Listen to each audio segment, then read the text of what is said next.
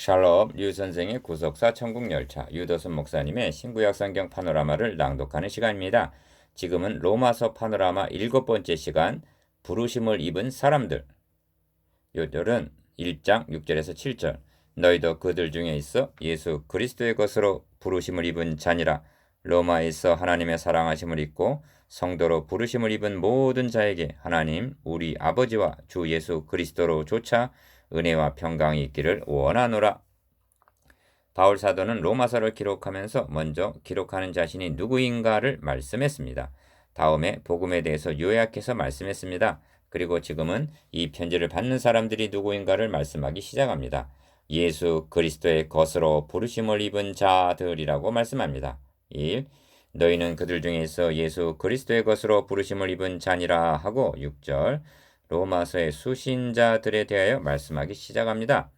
기어 예수 그리스도의 것이라고 말씀합니다. 6절 상반절 니은 부르심을 입은 자 6절 하반절라고 말씀합니다. 디귿 하나님의 사랑을 입은 자라고 7절 상반절 말씀합니다. 리을 성도 7절 중반절 곧 거룩한 무리들이라고 부르고 있습니다. 미음 이 말씀을 대하는 여러분의 느낌이 어떠합니까? 사도는 그들을 정중하고 소중하게 그리고 매우 귀하게 대하고 있음을 보게 됩니다. 마치 왕자나 공주를 대하듯 사도의 호칭에 담긴 의미는 실은 그 이상입니다. 이 바울뿐만이 아니라 사도 베드로도 성도들을 택하신 족속의 왕 같은 제사장들이요 거룩한 나라요 그의 소유된 백성들이라고 말씀합니다.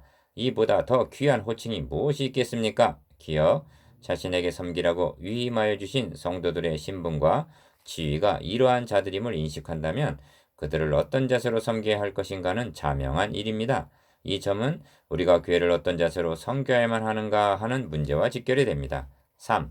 이 점에서 송신자인 바울의 자기소개와 수신자인 로마 성도들의 호칭을 대조해서 함께 생각해 볼 필요가 있습니다. 기어 바울은 자신을 예수 그리스도의 종 바울은 사도로 부르심을 입은 자라고 말씀했는데 로마 성도들을 가리켜 하나님의 사랑하심을 입고 성도로 부르심을 입은 자라고 말씀합니다.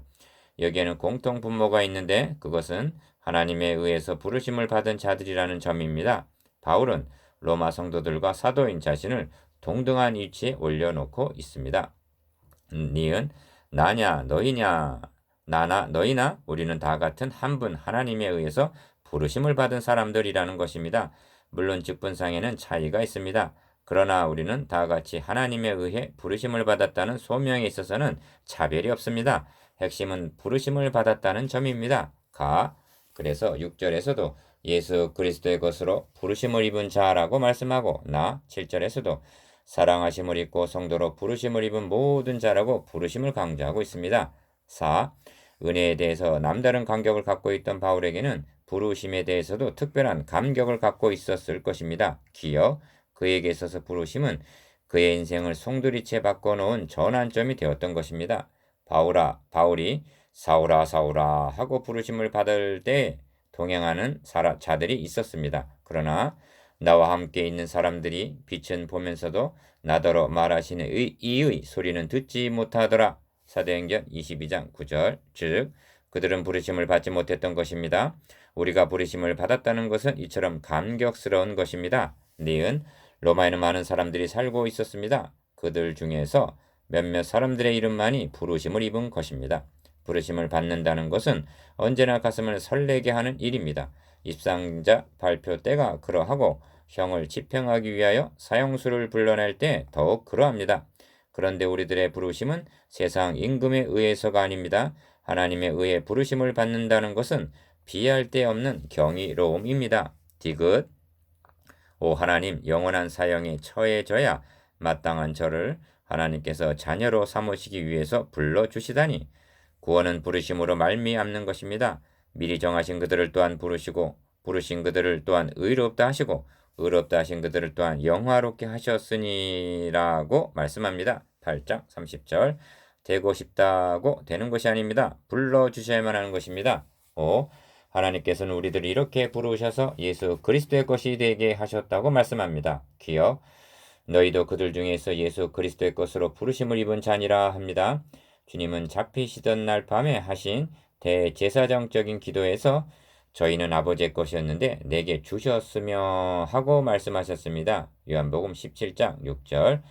너희는 하나님께로부터 나서 그리스도 예수 안에 있고 합니다. 고린도전서 1장 30절.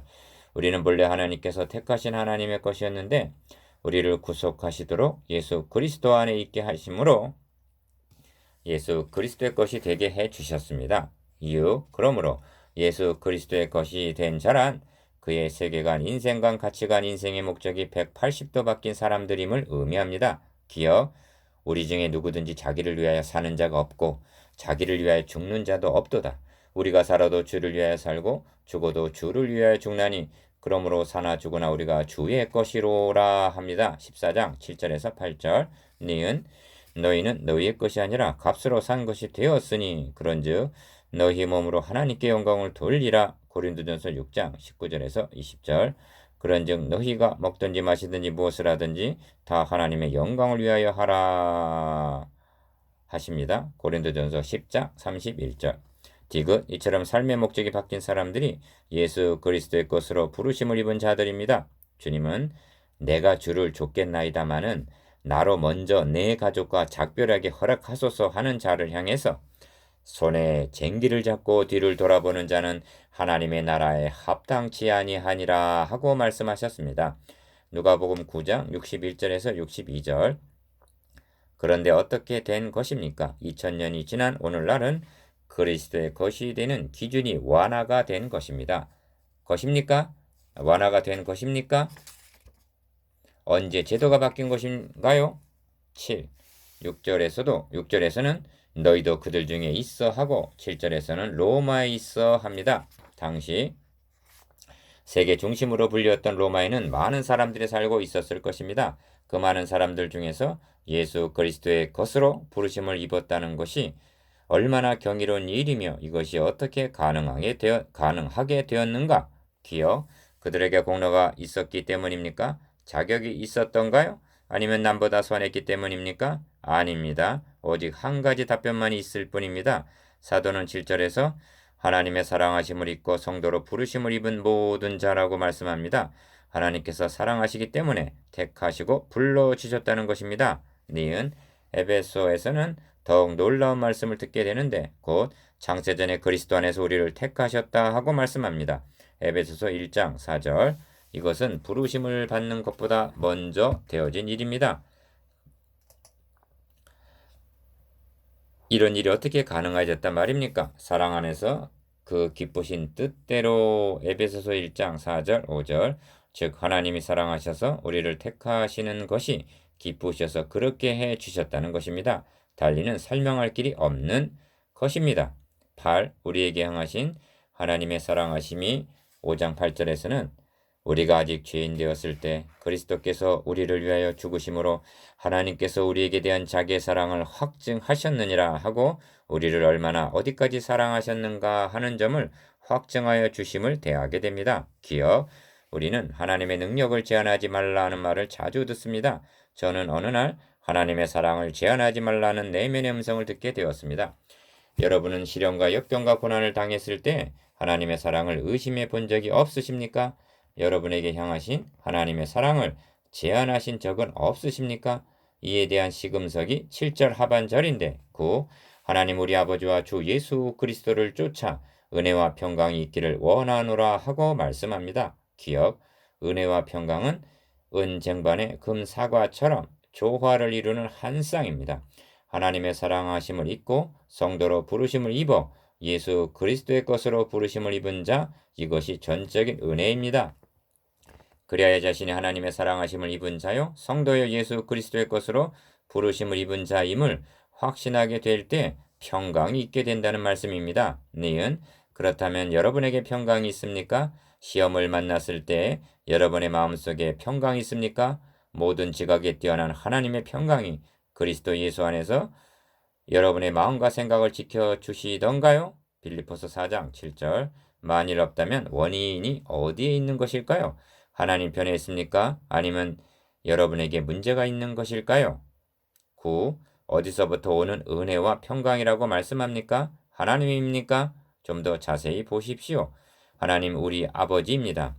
기억, 그리고 은혜와 평강은 나를 위하여 죽기까지 하신 예수 그리스도를 쫓아옵니다. 그 은혜와 평강을 성령님이 운반하여 여러분의 마음에 부어 주신다 하고 말씀하십니다. 5장 5절. 그래도 버림받은 자처럼 낭망하시렵니까? 하나님은 우리 아버지이십니다. 그뿐 아니라 나의 주가 되시는 주 예수 그리스도를 쫓아 은혜와 평강은 임하고 있는 것입니다. 이것이 하나님의 사랑하심을 입고 성도로 부르심을 입은 자들입니다. 7절.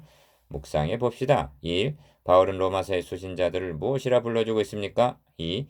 사랑하심을 입고 부르심을 입었다는 감격을 나누어 봅시다. 3. 이제 여러분에게 은혜와 평강이 임하게 되었습니까?